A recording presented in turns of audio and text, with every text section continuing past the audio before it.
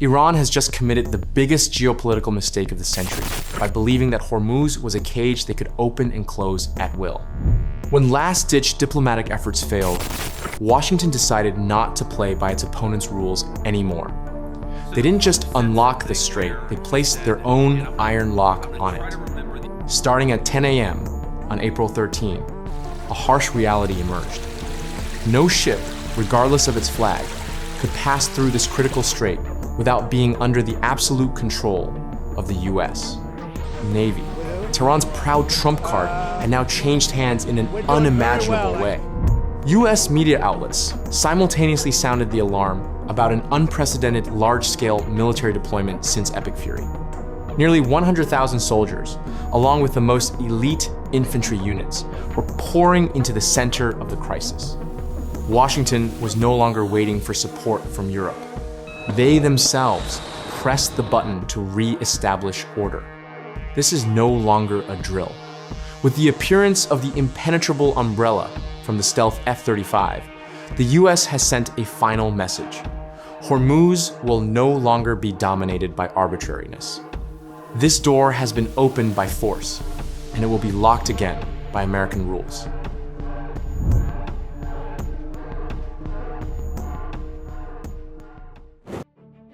The US didn't choose the path of direct confrontation for no reason.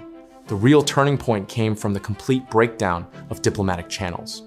Reuters noted that when the rounds of negotiations aimed at ending the Epic Fury conflict officially fell apart, Washington realized it no longer had a partner to talk to, but an adversary seeking to tighten its grip on the world economy. Before that, Iran had made a calculated move.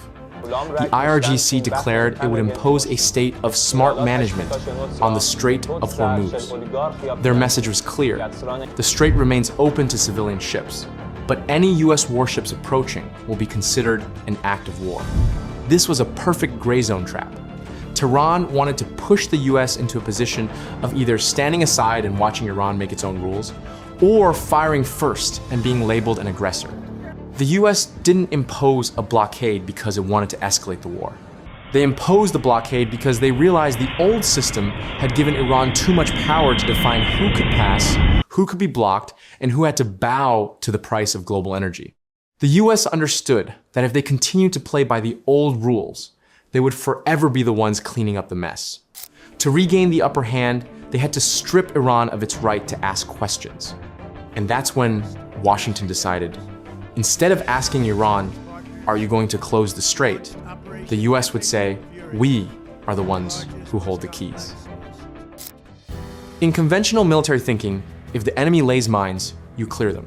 It's a purely tactical action. Detect, neutralize, and open a safe corridor. But at Hormuz, Washington realized that if they focused solely on clearing the surface, they would forever be chasing after the cards Iran had played. Look at the numbers. Detecting a digitally engineered magnetic mine hidden beneath the mud and sand takes hours, even days. But laying them takes only seconds from a cheap speedboat. If the US only chose to clear mines, they were wasting millions of dollars in resources for temporary safety. More importantly, mine clearing doesn't take away Iran's ability to create uncertainty. Tehran can recreate fear whenever it wants. The danger at Hormuz is a multi-layered, integrated system. Reuters described the IRGC as not just using mines, they used the presence of fast attack boats and shore-based missiles to directly threaten the minesweepers, which were poorly defended. The US understood that. You can't clear the ground while the enemy is still standing on high ground with a rock in hand. If you only clear mines, you're only clearing a route. If you block them in reverse, you're striking directly at the control mechanism behind that system.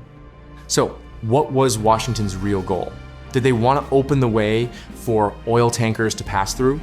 Or did they want to seize the conditions for the strait to be open to traffic? The answer lies in the shift from dealing with the consequences to controlling the cause. The US stopped searching for mines and started searching for the key holder. Look at the fundamental difference here. When the US chooses to clear mines, they are acting as a maintenance unit, clearing a route so ships can pass through. But when the US declares a reverse blockade, they have shifted from road clearers to rule setters. Reuters has made it very clear. Washington is imposing a new control mechanism on all traffic related to Iran. Washington is no longer just saying, we protect freedom of navigation in general. They are saying, we regulate who is allowed access to the Iranian coast and under what conditions. The interception, seizure, or inspection of ships is no longer an immediate response to a mine explosion, but a standardized military administrative procedure. The US is coercing Tehran on the ground to strip it of its self-determination over the waters right on its doorstep. Now, the Strait of Hormuz is no longer just a trade route. It has become the key to a chest containing 20% of the world's oil. For decades, that key has been in Iran's hands as a tool of expulsion and intimidation. By establishing a blockade, the US is sending a supreme geopolitical message. This key is no longer yours. Washington is reclaiming the power to open and close the strait at will, turning what Iran considers a geographical advantage into an economic yoke that tightens around them. This is no longer a game Iran sets, and the US has struggled to find the solution. With the reverse blockade, the US has turned the tables. They have created a new reality where Iran must find a way to respond to the overwhelming presence and new American rules. The real question is no longer, can the US clear the mines? Instead of asking, the question should be, how long can Iran survive under a set of laws in which they had no participation in drafting? For years, the pace of the Strait of Hormuz was dictated by Tehran. Iran was the one setting the tests: a ship seizure, a mine-laying operation, or a radio threat. The US was always in the position of problem solver, carefully considering each response to avoid escalation. But with the reverse blockade, Washington has turned that hourglass upside down. Look at this new situation. Before, Iran said, the strait is in our hands. Now, the US is responding with a harsher reality. We are the ones who decide which ships are allowed to access your coast. The initiative is no longer about closing the strait in a general sense. It has become about detailed oversight, inspecting every shipment, identifying every ship. The US has pushed Iran into a new framework where Tehran is forced to choose how to respond within a tactical space where the Americans have already erected barriers. The essence of the campaign is not the technical question of, can the US clear the mines? It is the strategic question, can the US regain control of the Hormuz Strait? By erecting a blockade system, Washington has stripped Iran of its ability to jam. Iran can no longer silently lay mines and wait for the world to panic. Now, any action they take will be directly confronted by a coercive system waiting at their doorstep. The US has transformed itself from a cleanup crew into a red line setter.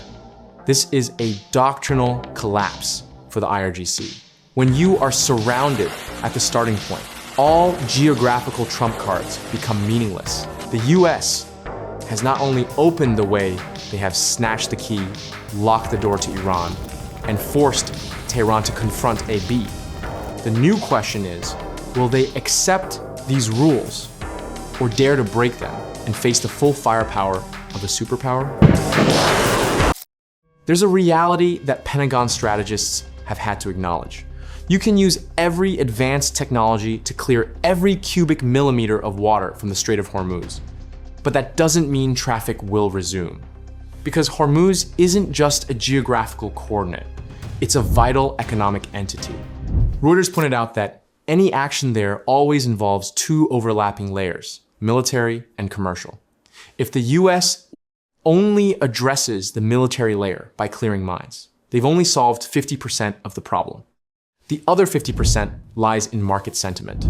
As long as shipping companies and insurance companies keep asking who really controls this route, Hormuz will remain locked down by the fear of an unpredictable resurgence from Iran.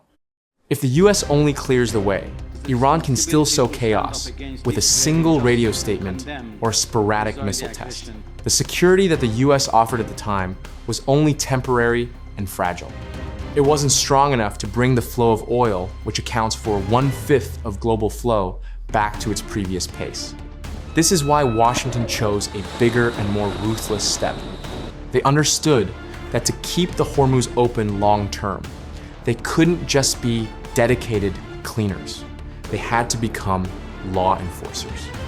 Instead of promising the world that the road will be clean, the US is demonstrating to the world that Iran is no longer capable of soiling that road.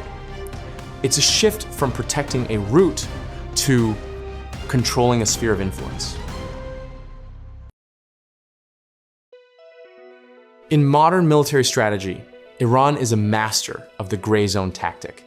It's a state of limbo, not quite full-scale war, but no longer peace either.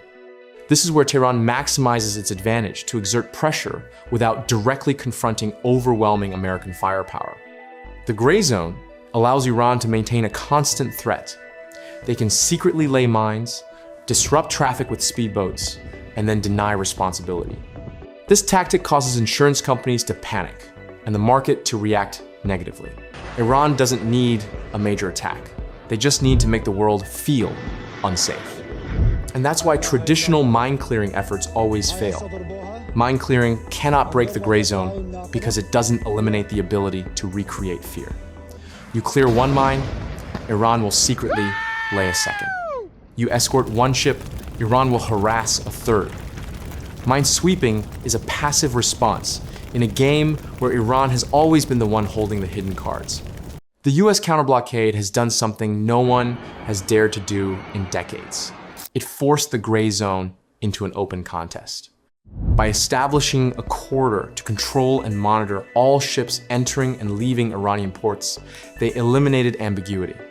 Any boat leaving the dock, any act of laying mines, is now considered a violation of the blockade and will face an immediate response. The US has shifted from seeking evidence to imposing surveillance. They forced Iran to choose, either completely stop its harassing activities or enter a symmetrical conflict, where the US holds an absolute technological advantage. The US understands that to keep the Hormuz open for the long term, they must dismantle not only the mines on the seabed, but also Iran's shadowing over the surface of the sea. The blockade is not simply about preventing goods. That's an act of depriving naval guerrilla tactics of their operational space. Washington is sending the message. The game of hide and seek is over. From now on, every move you make will have a price. Let's look at the biggest difference between a mine clearing operation and a blockade. Mine clearing is to protect the world's maritime traffic, but a blockade is to sever the economic lifeline of the enemy. Washington understands that. To subdue a guerrilla system, you don't just attack its weapons, you attack the resilience of the entire system. Reuters confirmed that the US objective was very clear: to stop all ships from entering and leaving Iranian ports. Before the blockade, Tehran was still exporting about 2 million barrels of oil per day to fuel its war machine. If the US had only cleared mines, they would have kept the strait open but inadvertently allowed Iran to continue selling oil, earning money, and reinvesting in new mines. But by imposing a blockade, the US shifted the status quo. They were no longer waiting for Iran to attack. They were actively eliminating the resources that would enable Iran to attack. This is why a blockade is a strategic status quo, not a technical maneuver. A mine-clearing campaign might last months and only cost the US budget. But a blockade campaign inflicts direct, hourly pain on Tehran. The US is putting Iran to the test of its resilience. As oil ports are paralyzed, as revenue disappears, Iran will soon realize that the trap it set in Hormuz has become a noose tightening around its own throat.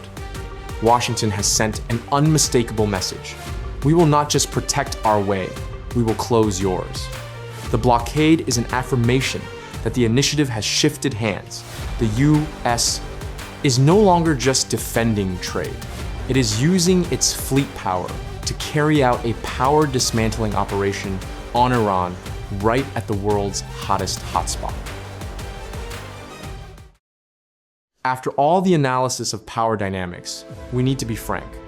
A blockade is not an easy or less costly solution than demining. On the contrary, it's a high-stakes gamble. Washington understands that by erecting the blockade at Hormuz, they are simultaneously putting themselves under extreme stress. Reuters immediately noted this reality: traffic disruptions, ships turning around, and volatile global oil prices. Maintaining a blockade means the US must commit to a constant 24/7 presence, incurring the cost of operating a massive fleet. Any misstep in the inspection process, any delay in procedures, triggers a chain reaction in global markets and political pressure from allies who are also thirsty for energy. The US is not only blockading Iran, they are under pressure from the very system they are trying to protect. The blockade forced American sailors to maintain absolute concentration under the 50 degrees Celsius heat of the Gulf, while the enemy constantly sought to test their limits of endurance. This was no technical stroll. It was a battle of wits, where any major incident could cost Washington both international prestige and the lives of its soldiers. So why did the US still choose this arduous path? Because they made a trade-off. Maintaining the status quo was far more dangerous. They preferred to accept the cost of coercion today rather than allow Iran to continue controlling the pace of the crisis and leave the world to clean up the mess. The blockade was not the easiest solution, but for Washington, it was the only way to break the deadlock. In this game of wits, there's a misconception that Iran can indefinitely close the Strait of Hormuz to pressure the world without suffering any losses. But in reality, the strait isn't just a weapon, it's their only lifeline. Iran can use Hormuz to intimidate, but they can't turn it into a complete closure without self-destruction. Every cubic meter of water blocked in Hormuz has a faster negative impact on the Iranian economy than anywhere else. Tehran needs the strait open to sell over 2 million barrels of oil per day. When they escalated tensions to the point where the US imposed a counter-blockade, Iran inadvertently fell into its own trap. They wanted to use the strait as leverage, but now they're the ones suffering the most as their ports are choked. Reuters points out the US is targeting Iran's oil flow because they know this is a critical weakness that Tehran cannot address on its own. Iran believes uncertainty is an advantage, but uncertainty has a limit. When it begins to threaten the interests of allies or neutral nations, Iran will be completely isolated. The Hormuz is not Tehran's private sea. Maintaining a prolonged state of threat will force other powers to act to protect their supply chains. At that point, the price Iran will pay will not only be American firepower, but the collapse of its already fragile economic and diplomatic network. This conclusion is crucial in understanding why the US dared to impose the blockade. Washington knew Iran was playing a risky game with limited resources. The US blockade wasn't because Iran was invincible, but because they wanted to break this threat before it became a dangerous precedent, where a nation could use its geography to blackmail the world without paying a price. Ultimately, we must acknowledge a truth. The US did not choose a counter-blockade because mine clearing was useless. They chose it because mine clearing, however effective, was not enough to strip Iran of control of the operation. Mine clearing is a remedial effort, a tactical remediation. But a blockade is a move to reclaim ultimate power. The US is no longer content with simply allowing ships to pass through. They want to change the question of the entire crisis, from asking, can Iran close the Hormuz, to asserting, can the US take the Hormuz from Iran as a tool of coercion? For decades, Iran believed that simply threatening to close the Hormuz was enough to maintain the upper hand on the geopolitical chessboard. But when Washington chose a counter-blockade, they sent an irreversible message. The key to the strait is no longer in Tehran's pocket. The US has proven that. If you use geography as a hostage to the world, we will use that same geography to isolate you.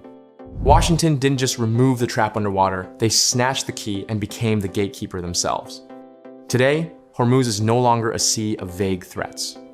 It has become a battlefield of a new order, where power lies not just in who has more minds, but in who has the courage to set and maintain the rules of the game. The battle at Hormuz will likely continue, but the Golden Key now has a new owner.